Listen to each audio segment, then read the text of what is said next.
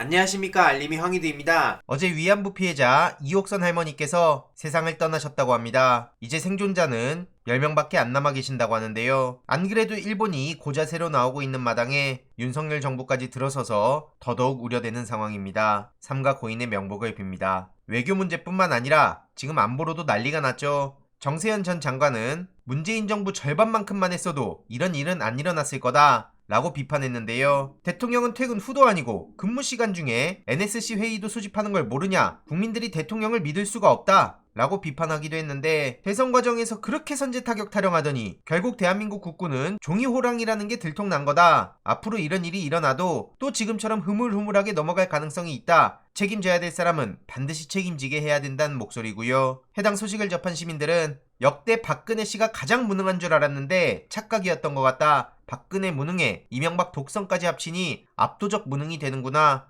윤석열 정부는 제발 전문가들 말에 귀 기울여라. 무식한 검사들 얘기나 따르지 말고, 이런 비판이 이어지고 있습니다. 이후로 민주당에서도 즉각 비판에 나선 상황인데요. 영공을 뚫린 안보 참사의 책임자는 윤석열 대통령이란 겁니다. 문제는 이런 사실을 꼭꼭 숨긴 군 당국과 윤석열 정부의 행태를 용납할 수 없다는 거고요. 공습경보조차 울리지 않은 걸 어떻게 받아들여야 됩니까? 그래서 북한 무인기에 농락당한 안보라는 얘기도 나오는 거고요. 방공망에 작은 구멍 뚫린 수준이 아니라 앞서 말씀드렸듯 안보 참사 그 자체라는 거죠. 12구 참사 땐 대통령실이 재난 컨트롤 타워가 아니다 이렇게 대응했던 대통령실이 이번엔 안보 컨트롤 타워도 아니라고 부정하진 않을지 걱정된다는 목소리도 나오고 있고요. 군 전문가인 사성장군 출신 민주당 김병주 의원은 정부에 3가지 사항을 요구했습니다. 군의 통합방위 체계와 경보 체계 등이 정상적으로 작동했는지 확인해야 된다. 현재 한두 대의 북한 무인기 출현에 대한 우리 군의 매뉴얼을 다수의 무인기 출현에 대한 대응 매뉴얼로 개선해야 된다. 마지막으로 즉각적인 군사 대비 태세의 점검이 필요하다. 이렇게 요구했습니다. 그리고 또 다른 전문가 김종대 전 의원도 망치로 파리 잡으려다가 우리 허점만 들통났다고 비판했는데요. 오죽하면 국민의힘 유승민 전 의원조차 윤석열 대통령은 이런 심각한 와중에 개대련 일정만 공개됐다. 송년 만찬을 즐기고 있었는데 국군 통수권자가 이래도 되는 거냐? 이렇게 비판했습니다. 대통령이 그 시간에 뭘 했는지, 무슨 말을 했는지 국민에게 알려진 게 하나도 없다고 지적했고요. 물샐 틈 없이 국토를 방해한다는 다짐은 헛말이 되고 말았다. 보수가 안보에 이렇게도 무능한 건가? 이렇게 지적하기도 했는데, 계속 말씀드리지만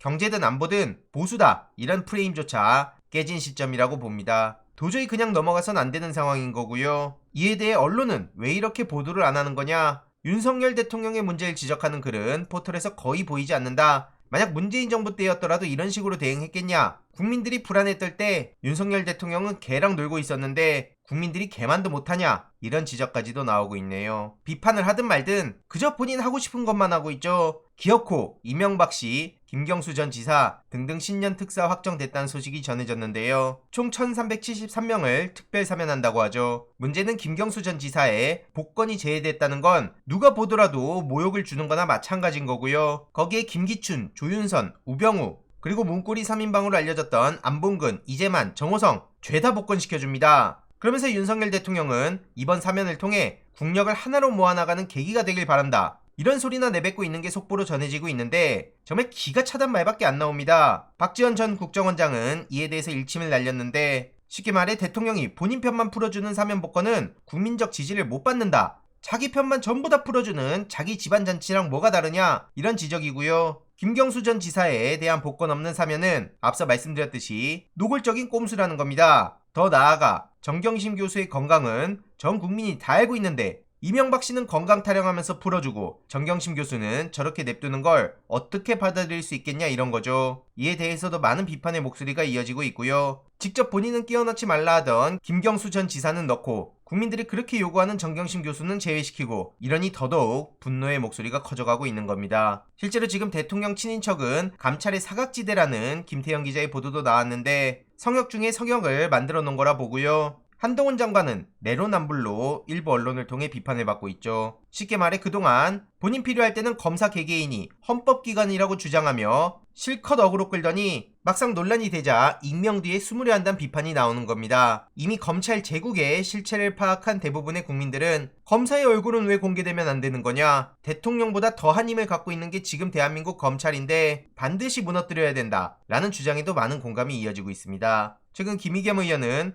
왜 한동훈 장관이 입에 올리는 국민의 김건희 씨는 쏙 빠지는가? 라고 뼈를 때리기도 했고요. 지금 뻔뻔한 이상민 장관에 분노한 유족분들은 진심으로 대해달라 라고 목소리를 높이고 있습니다. 지금 2022년 맞나 싶을 정도로 황당한 소식들이 너무 많이 터지고 있는데요. 추가적인 소식 계속 전해드리도록 하겠습니다. 이번 내용도 유익했다면 구독, 좋아요, 알림 설정, 멤버십 가입 정말 큰 힘이 된다는 점 말씀드리고 싶습니다. 주위에 널리 공유 부탁드립니다.